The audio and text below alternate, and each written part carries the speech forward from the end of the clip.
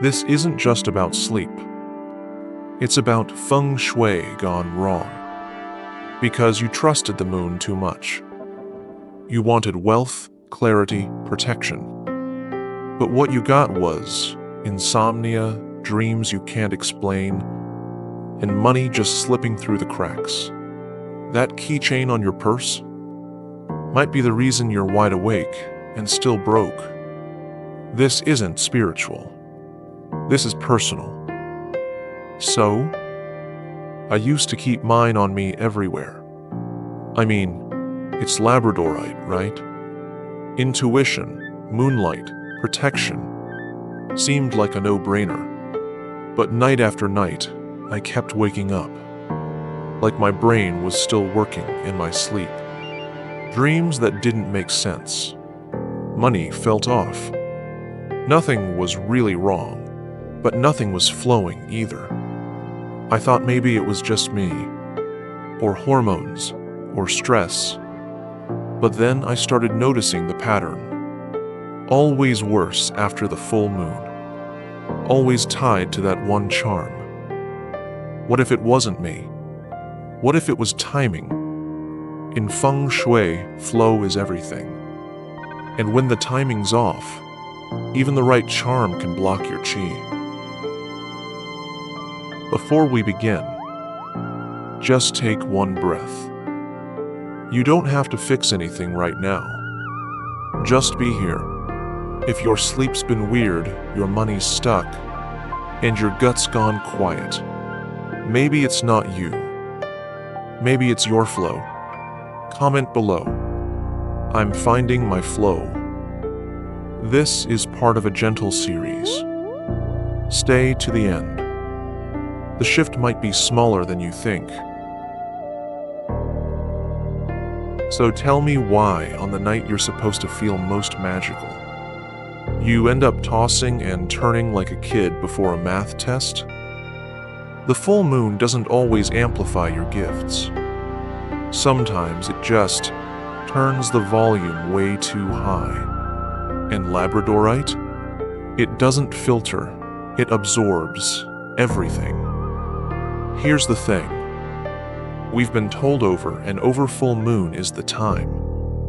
That's when we set intentions, charge crystals, open our third eye. So we think, okay, let's grab the Labradorite. It's intuitive, right? We sit by the window, let the moonlight hit it, maybe even sleep with it nearby. But what we don't think about is what that moonlight's actually carrying. Full moon energy isn't soft. It's loaded. It's like trying to meditate in Times Square. And Labradorite doesn't filter it, just soaks up the entire frequency like a sponge. If your emotions are already high, your nervous system's already fried, the stone doesn't calm you. It magnifies the chaos. And the worst part? You think you're the one spiraling, when it's actually the stone reflecting everything you didn't mean to call in. You go to bed hoping for insight. Instead, you get weird dreams, heart racing at 3 a.m., and you wake up feeling like you never really slept. It's like your brain kept running, without your permission. Here's what I tell my clients now. Don't use Labradorite when everything's already loud. Use it when things are quieting down. That means the waning moon. The few days after the full moon, when the light starts to dim. That's when your energy is naturally pulling inward. And that's when Labradorite can actually support you. Don't place it under bright moonlight. Don't wear it to bed when your dreams are already spinning. Instead, wrap it in a piece of soft cloth. I like silk or cotton. And let it sit by your bedside, but not too close. Think companion, not crutch.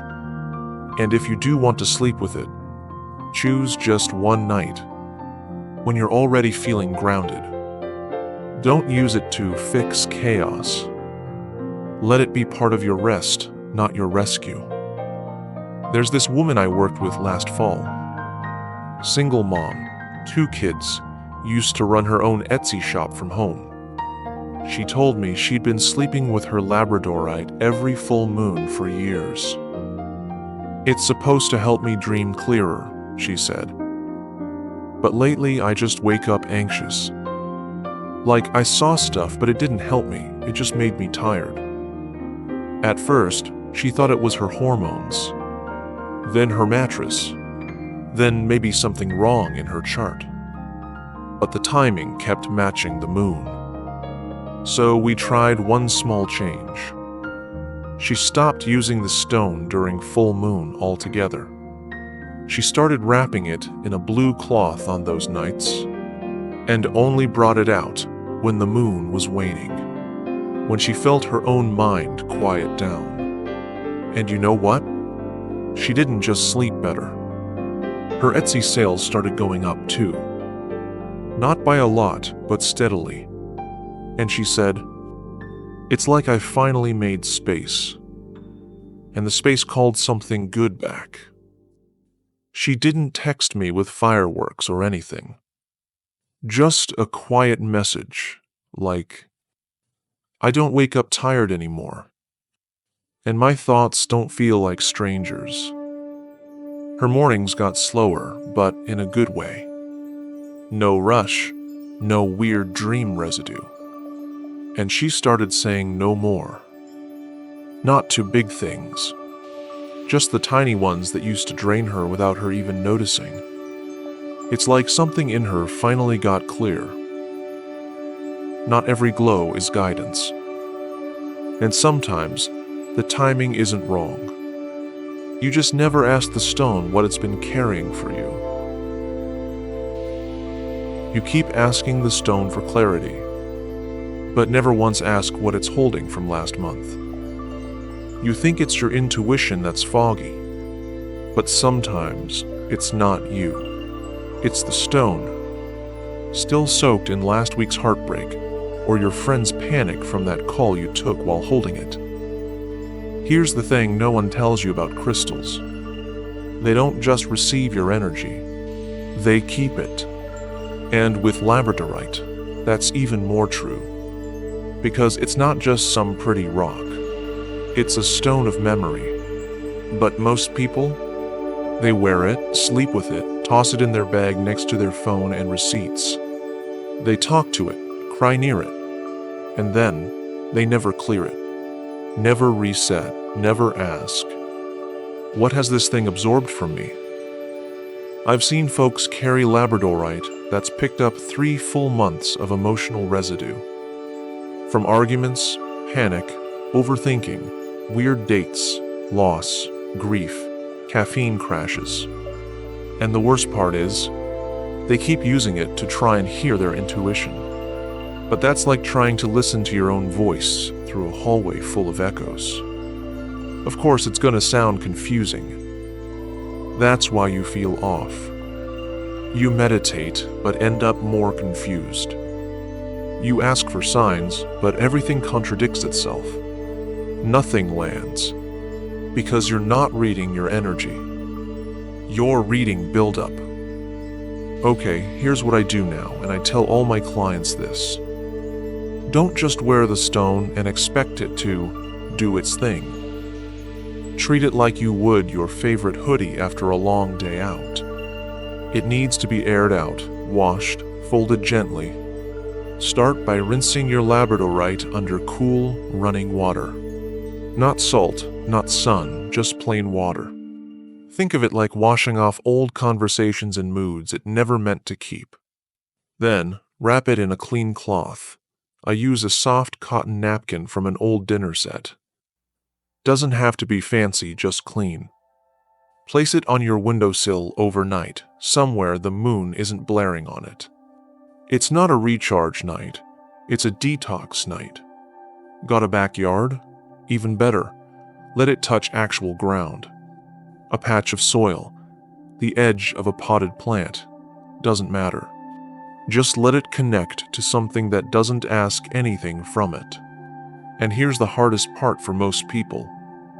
Don't hold it while you're still anxious. Give it time before you use it again. We forget these stones are like emotional mirrors, but they can only reflect clearly after they've stopped echoing. So there's this woman I know. Her name's Amanda from Oregon. Super intuitive, always had that witchy calm, you know? But last winter, she told me she couldn't meditate anymore. She'd sit down, light a candle, hold her labradorite, and just feel noise. Not thoughts, not visions, just static. She tried smudging, journaling, even switching crystals. Nothing changed. Then one night, she messaged me. "Do you think it's possible the stone's just full? We tried something simple." I told her to rinse it, wrap it, and bury it for 3 nights in her garden. She said the first night felt weird, like she was missing a limb. Second night, she slept deeper. Third night, she woke up, still. Just still. And when she meditated that morning, she cried. Not from overwhelm, but from finally hearing something quiet. After that, Amanda didn't rush back into using her stone. She kept it in a little bowl near her bed, wrapped, resting. And somehow, her days got slower. Not lazy, just less tangled. She told me, "I'm not getting more messages or signs. I'm just not chasing them anymore." And you could hear it in her voice. She wasn't trying to unlock something. She was just home. Even intuition needs a reset. But what happens when the reset never comes, and the charm becomes a crutch you didn't mean to depend on? You keep asking your stone to protect you, but what if it's not meant to be your shield? We treat labradorite like armor, but real armor? It's heavy, and the more we expect it to carry for us, the more we disconnect from what we should be handling ourselves. Here's where most people slip. They turn labradorite into a crutch. You're anxious about tomorrow's meeting? Grab the stone. Fight with your sister? Grab the stone. Mercury's in retrograde? Sleep with the stone. And over time, you stop checking in with you. You stop asking, "Why do I feel this way? What am I actually afraid of?" Instead, the reflex becomes, "Where's my labradorite?" And it happens slowly. One moment, you're using it for clarity. The next, you can't make a single decision without it. The stone doesn't fail you, but your connection to yourself starts to fade. Like turning down the volume on your own intuition. That's when things start going sideways. You don't know what's yours anymore. You second-guess everything.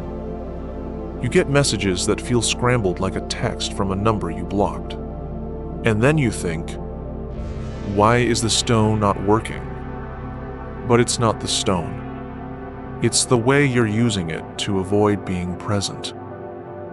So here's the shift. Stop asking the stone to do all the emotional heavy lifting. Before you even touch it, ask yourself, what's mine to feel? What's mine to face? And if you're reaching for it in panic, that's your cue to pause. Instead of clutching it, sit down with it. Don't ask it for answers. Just let it be near you, like a calm friend. You can even set it next to a journal and write out whatever's swirling in your head. Don't overthink it. Don't try to be deep. Just write. Right now I feel, and go. Give your nervous system a chance to speak, not just your stone. And here's a personal one I use. I keep a tiny dish by my door. If I come home carrying too much mentally or energetically, I drop the labradorite there and whisper, "Hold this for me while I breathe." Not solve it, not block it. Just hold. And somehow, that helps me remember. I'm still the one choosing what to carry. There's this woman I know, Miriam. Single mom, late 40s, works 2 jobs, and always wore her Labradorite like armor. She said it made her feel protected from other people's chaos. But last fall, she hit a wall. Couldn't sleep. Started forgetting things. Always tense. She came over one afternoon, just sat in my kitchen and said, "I don't think this stone works anymore." I asked her when the last time she listened to herself was.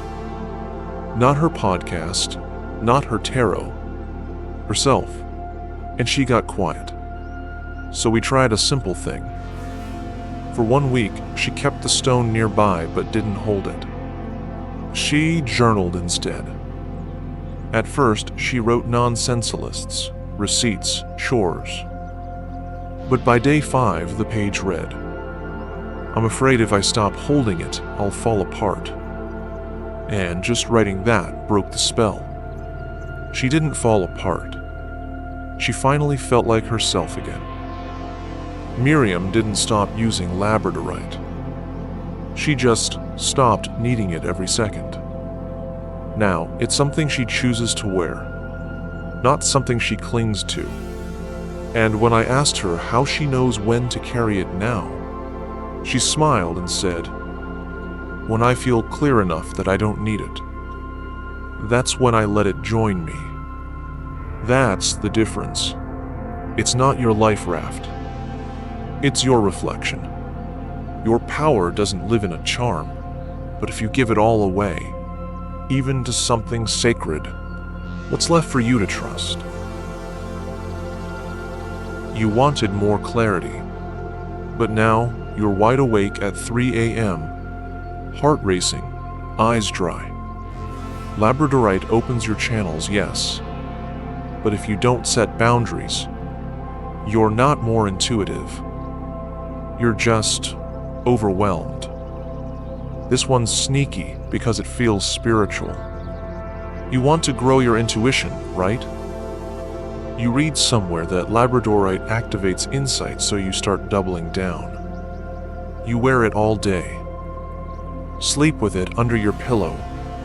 Meditate longer, deeper. You light incense, pull oracle cards. And when nothing shows up right away, you go harder. But here's the thing. Your body's not a machine. Your intuition's not a faucet you can turn on full blast. And the stone? It's not a shortcut to downloads. So what started as a gentle intention to tune in turns into low-key obsession. You begin forcing clarity, and that creates chaos. Your sleep becomes shallow. You wake up more tired than you went to bed. Your chest feels full, but not in a good way. And your third eye, just fogged up. You're not receiving clearer visions. You're just staying open 24/7. And even a window needs curtains sometimes. So here's the reset. You don't have to turn off your spiritual side. You just have to stop forcing it to perform. First, give your body permission to rest. Move the Labradorite out of your bedroom like out. Don't tuck it under your pillow and expect deep sleep. Instead, set it on a tray by the window. Let the moon cleanse it while you close your eyes, not your guard. Before bed, try this. Take 3 slow breaths and whisper, "Clarity can wait. I choose peace tonight." And if you're someone who likes ritual, light a small candle, write 1 sentence. "Tonight, I am not seeking. I am safe." No pressure. No portals. Just you, grounding back into your own rhythm. Let Labradorite amplify your stillness, not your noise. I remember, Ellie. One of those people who always tried to do it all right. She's in her 50s, yoga teacher, really sweet. Found Labradorite at a crystal fair and instantly fell in love. She read every blog, kept it charged, slept with it under her pillow, even made tea with it nearby. And after a while, she started having dreams that felt more like noise than visions. Her sleep got lighter. She'd wake up buzzing, but not in a good way. One morning, she messaged me and said, "I think I'm chasing something that's not ready for me." That hit hard. So we tried something different. Just for 1 week, she let the stone rest, placed it by her window with a feather and a candle. She focused on silence, on letting herself not know. And that weekend, she finally slept 8 full hours. First time in months. She said, "I didn't see any visions, but I woke up feeling real, and that was enough." Ellie didn't give up on Labradorite, but now she holds it like a mirror, not a megaphone. She doesn't expect it to send her dreams anymore. She lets it remind her to pause, to listen inward instead of reaching outward. She said the wild thing was, once she stopped trying to receive messages, her mornings started feeling like answers. You're not failing if you need to rest. Sometimes the clearest insight is the one that says, "Not tonight." You cleanse it after every use. Sage, moonlight, salt, sound. But something still feels off. Sometimes the more we try to purify something, the more disconnected we become from it. Because in real life, healing isn't sterile. It's messy, human. You probably started with the best intentions, wanting to keep your Labradorite clear. Clean energy, clean slate, right? So you saged it. Then left it under the moon. Maybe added a sound bowl. Every Sunday, like clockwork. And at first, yeah, it felt good. Safe. But somewhere along the way, it stopped feeling yours. You were cleansing it so often. You forgot to let it hold anything. The feelings, the intentions, the mess of your week. You wiped the mirror so much. There was nothing left in the reflection. And then one day, you held it and thought, why don't I feel anything anymore? You start to lose trust in it. You question its energy. But the truth is, you've reset it so many times that there's no story left in it. The relationship? Gone blank. You don't feel connected because you keep scrubbing away the connection. So what shifted? I stopped seeing cleansing like a chore. I realized I was treating the stone like it owed me something. A clear vibe, a reset, some magical sign that it was still working. But the truth is, Labradorite isn't some obedient tool. It's more like a friend that keeps your secrets. So I paused the schedule. No more every Sunday. No more lighting sage because the calendar said so. I started checking in instead. I'd hold it for a second and ask, are we good? If it felt cloudy, I'd give it moonlight and silence. If it felt fine, I'd just say, thanks for staying with me through that mess. That tiny moment of honesty, way more powerful than any routine, because when I stopped demanding clarity, I started feeling connection. There's this woman named Ray I used to work with. She was in her 60s, super intuitive, had this warm presence. She told me she cleansed her labradorite every full moon, without fail. It was her thing. Sage, singing bowl, prayers, whole ritual. But then her mom got sick. Life got chaotic. She missed a moon cycle. Then, two. When she finally picked up the stone again, it felt different. Heavier, but warmer. She told me, it's like it was sitting with me through the grief, even when I wasn't showing up for it.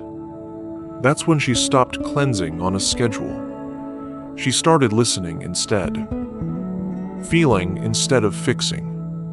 And that brought the connection back. Now Jenna only cleanses her stone when it asks, not from a rule, but from a feeling. And somehow, that made her feel more held by it than ever before. Not every sacred thing needs to be scrubbed clean. Some of them need to stay a little marked. A little yours. You don't need another crystal. You don't need another moon chart. You just need to come back to the relationship. With the stone. With yourself. With how you move through energy mess and all. 1. Ask before you act. Next time you reach for your labradorite, don't jump into sage or salt. Just sit. Hold it. Breathe. Then ask quietly, are you still holding me, or do you need space? Sometimes the answer's in how your hand feels. 2. Break the cycle. If you've been cleansing on autopilot, take a week off. Let the energy settle. Give your crystal room to become personal again. Not performative. No pressure, no protocol. Just presence. 3. Build a real conversation. Every time you cleanse, say something. Anything. Doesn't have to be poetic. Even a quiet, thanks for being here while I figured that out, is enough. That sentence alone opens the flow way more than any ritual ever could. Maybe this whole time, it wasn't about the labradorite. It was about how you treat something. When it stops sparkling, do you throw it away? Clean it until it forgets you? Or do you sit with it until you both remember what you're here for? Before you go, tell me something. What's one thing you've been over-cleansing? Your space, your charm, yourself? Drop it in the comments. No judgment, just reflection. If this spoke to you in any way, there's a whole playlist waiting for you. Soft steps, gentle corrections, just like this one. Feng Shui charms that might be blocking your wealth is your next breath. Start with another episode. You'll know why when you get there.